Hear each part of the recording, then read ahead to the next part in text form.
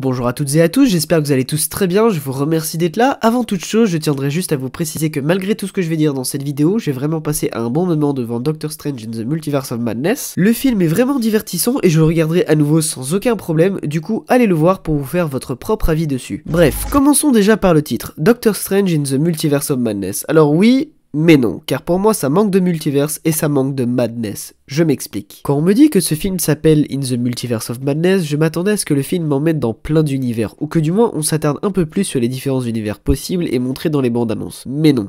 Finalement, je trouve qu'il est assez timide leur multiverse. Quand je suis sorti de la salle de cinéma, j'étais un peu frustré car le marketing de ce film nous a beaucoup trop montré et du coup j'ai eu cette impression que le délire du multiverse n'a pas beaucoup été exploité, à mon sens en tout cas. Et surtout pour un film qui s'appelle Multiverse of Madness, j'attendais à ce qu'ils aillent un peu plus loin dans le concept. Et quand je dis qu'il y a un manque de madness, je pensais que ça allait être plus ambitieux dans le côté folie. Je pensais que le film allait me faire perdre la tête, que ça allait être waouh et psychédélique, mais pas tant que ça. Alors oui, il y a 2-3 scènes psychédéliques, mais c'est tout. Au final, j'ai plutôt l'impression que le madness du film, c'est en fait le côté horrifique, qui d'ailleurs est un gros point positif du film. Franchement, bravo à Sam Raimi qui a fait une réalisation de dingue. Les mouvements de caméra, les transitions, les touches d'horreur qui lui sont propres, on ressent bien sa patte artistique, surtout dans certains plans qui m'ont fait penser à d'autres de ses films, tels que Evil Dead, Drag Me to Hell ou même les Spider-Man. Et pour répondre à la question si le film fait peur, non. Alors certes, il y a en effet quelques scènes horrifiques où tu te dis, ça c'était audacieux, surtout pour un film du MCU, il y a quelques jumpscares aussi, donc même si on sent que Sam Raimi devait remplir un cahier des charges de Marvel Studios, ça fait plaisir de voir qu'ils lui ont donné une certaine liberté dans la mise en scène du film. Et ça fait aussi plaisir de voir plus de violence et de sang dans un film Marvel. En bref, le titre est trompeur car il te fait croire que tu vas vivre des trucs de fou, à ça tu rajoutes la bande-annonce qui te montre des images folles, donc tu te dis que les bandes-annonces ne vont pas tout te montrer et qu'évidemment tu auras bien plus que ce que montrent les bandes-annonces, mais non.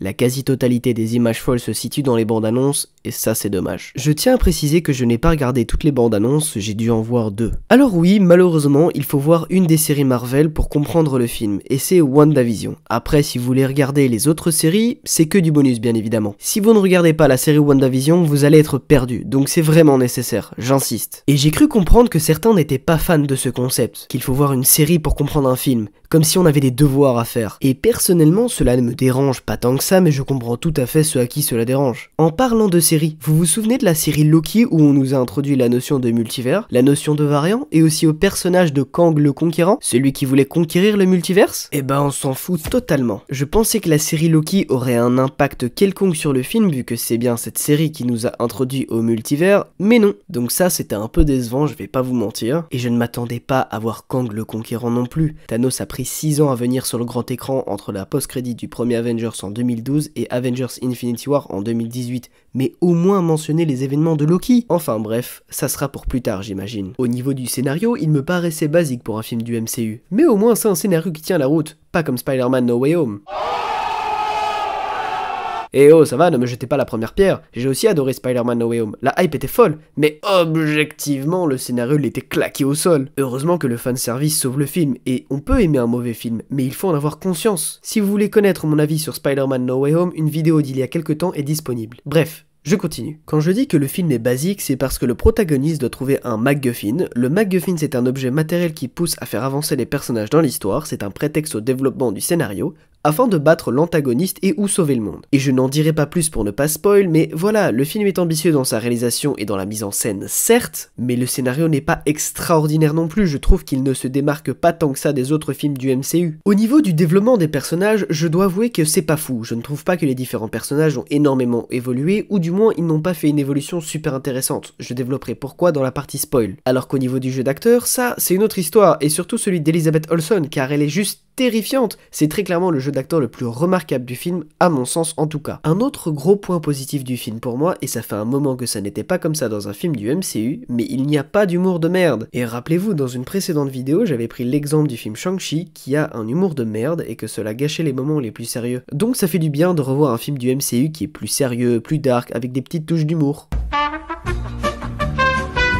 Alors, vu que nous sommes dans la partie spoil, je vais pouvoir aller plus en détail sur le pourquoi j'ai été déçu. Et c'est en partie à cause du fait car j'avais des attentes qui n'ont pas été satisfaites. Mais, en même temps, il ne faut pas m'en vouloir car quand on me promet un Multiverse of Madness, j'entrevois et j'entends Charles Xavier dans les bandes annonces, alors évidemment que je vais m'attendre à certains trucs. Je pensais qu'on allait voir des mutants arriver dans le MCU. Pas les X-Men, mais bien des mutants et les 4 Fantastiques. Mais que nenni. Et pourtant, ce n'est pas un truc de fou de vouloir ça, sachant que maintenant Disney a les droits des X-Men et des 4 Fantastiques. C'est une opportunité ratée, mais j'imagine que les mutants, ça sera pour plus tard. Et pourquoi est-ce que j'attendais les 4 Fantastiques et les mutants? Car je sais que c'est l'avenir du MCU. Je sais que c'est eux les prochains Avengers. Du coup, je me suis dit que pour un film qui s'appelle Multiverse of Madness, les amener maintenant dans le MCU de la Terre 616 aurait tout son sens. Donc, mes attentes étaient fondées et cohérente. Du coup, ta gueule à toi, petit haineux qui pensait que j'étais juste un hater qui crachait gratuitement sur le film car il voulait juste voir plus de caméos. Et oui, nous avons vu Professeur Xavier, Red Richards des 4 Fantastiques parmi tous les autres. Mais je pense plutôt que ces caméos étaient d'une part clairement là pour nous faire plaisir et d'autre part, Marvel voulait aussi nous montrer que maintenant ils peuvent faire ça, vu qu'ils ont les droits et qu'on peut s'attendre à voir des persos de tout le multiverse débarquer à tout moment dans de futurs films. Et même si je suis un grand fan de Red Richards des 4 Fantastiques et du Professeur X des X-Men, les voir se faire massacrer par Wanda, le monstre auquel vous ne pouvez échapper,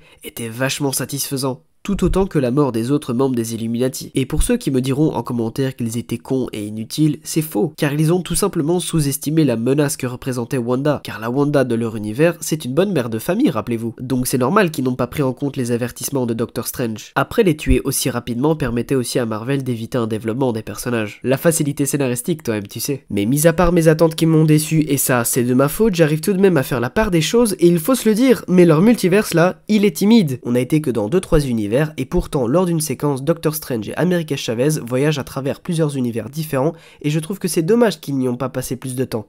Ils auraient dû appeler le film Doctor Strange Into the Multiverse et non Multiverse of Madness. Le seul truc qui est vraiment madness dans ce film, c'est Wanda, cette grosse folle. Donc ils auraient pu aussi appeler le film Doctor Strange and the Madness of Wanda. Et en parlant de Wanda, écoutez la chose suivante. Lorsqu'on regarde la bande-annonce, et je vous invite à regarder de nouveau la bande-annonce si vous avez vu le film, le lien est dans la description, on a vraiment l'impression que l'histoire de Wanda est une intrigue secondaire au film. Marvel n'assume pas que c'est elle la méchante, et ce que je ne comprends pas c'est est-ce que c'est censé être un plot twist que c'est elle l'antagoniste du film? Car on le sait depuis WandaVision qu'elle est déterminée à retrouver ses enfants dans le multiverse et qu'elle est passée du côté obscur de la force. Bref, ça m'a juste perturbé de voir qu'au final la seule menace c'est Wanda et qu'en fait il n'y a rien d'autre. Et je n'ai pas de problème avec les détournements de bande-annonce pour ne pas spoil ou ne pas gâcher le film, comme ils ont pu faire avec Infinity War et Endgame, mais là ce n'est pas les mêmes films. Doctor Strange and the Multiverse of Madness a vraiment eu un mauvais marketing, d'une part par un titre trompeur et d'autre part par une bande-annonce détournée qui te vend un film différent de ce qu'il est réellement. Oui, on peut se le dire, hein, c'est très clairement de la publicité mensongère. Sinon, avant d'attaquer le développement des personnages, parlons en bref du caméo de Bruce Campbell en post-credit.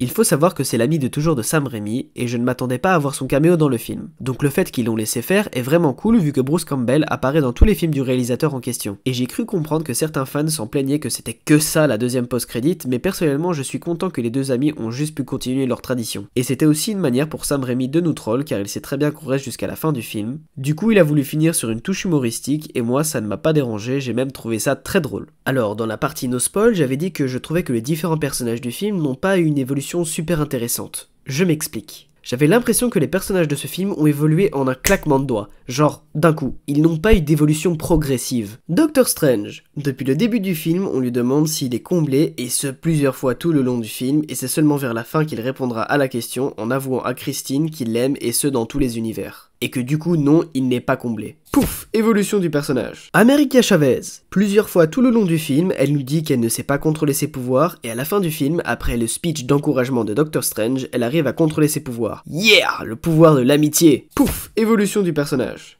Et même s'ils ont utilisé le même procédé pour le personnage de Scarlet Witch, bizarrement ça ne m'a pas tant dérangé que ça. Car c'est une grosse folle dans sa tête, donc je comprends que tout le long du film c'est une méchante. Elle est déterminée à retrouver ses enfants dans le multiverse, et du coup la seule chose qui pourrait l'arrêter, bah c'est ses enfants en fait. Du coup lorsqu'on lui donne finalement ce qu'elle veut, elle réalise qu'elle est méchante, qu'elle fait peur à ses propres enfants, et du coup pour faire sa rédemption, elle va faire effondrer le mont Wundagore avec elle pour que plus personne ne puisse utiliser les sortilèges du Darkhold qui étaient gravés sur les murs. Pouf, évolution du personnage. D'ailleurs pour moi, elle n'est clairement pas morte. Et voilà, la vidéo touche à sa fin, j'avais vraiment envie de vous partager mon avis sur Doctor Strange in the Multiverse of Madness. Après tout, ça ne reste que mon avis sur le film et j'espère qu'on pourra en discuter de manière civilisée dans les commentaires si nécessaire. Si vous avez aimé cette vidéo, n'hésitez pas à mettre un petit like, à vous abonner, à activer la cloche et pourquoi pas même partager la vidéo. Sur ce, je vous dis, prenez soin de vous, à la prochaine, ciao!